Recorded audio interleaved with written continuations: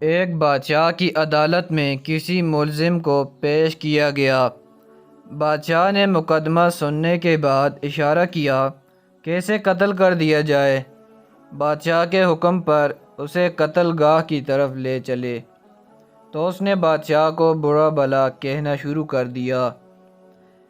کسی کے لیے بری سی بری بات یا سزا یہی ہو سکتی ہے کہ اسے قتل کر دیا جائے، اور چونکہ اس شخص کو یہ سزا سنائی جا چکی تھی، اس لیے اس کے دل سے یہ خوف دور ہو گیا تھا کہ بادشاہ ناراض ہو بھی گیا تو اب معافی کہاں ملنی ہے۔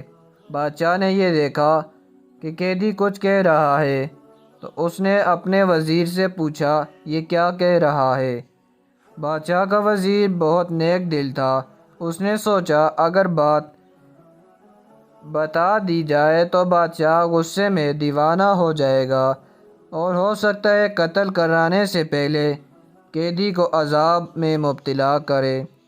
اس نے جواب دیا، بادشاہ سلامت، یہ کہہ رہا ہے کہ اللہ پاک ان لوگوں کو پسند فرماتا ہے جو غصے کو ضبط کر لیتے ہیں اور اللہ کی مخلوق کے ساتھ بھلائی کرتے ہیں۔ وزیر کی بات سن کر بادشاہ مسکرا دیا اور اس نے حکم دیا کہ اس شخص کو آزاد کر دیا جائے۔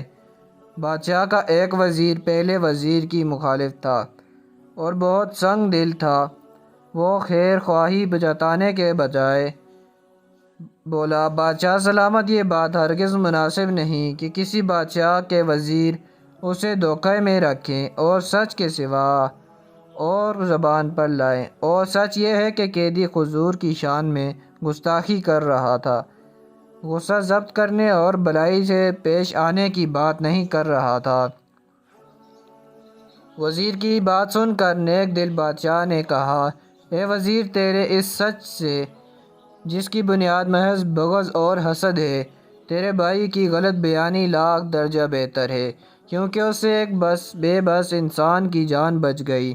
یاد رکھ، اس سچ سے جس سے کوئی بہت بڑا فساد پھیلتا ہو، ایسا جھوٹ بہتر ہے جس سے کوئی برائی دور ہوتی ہو۔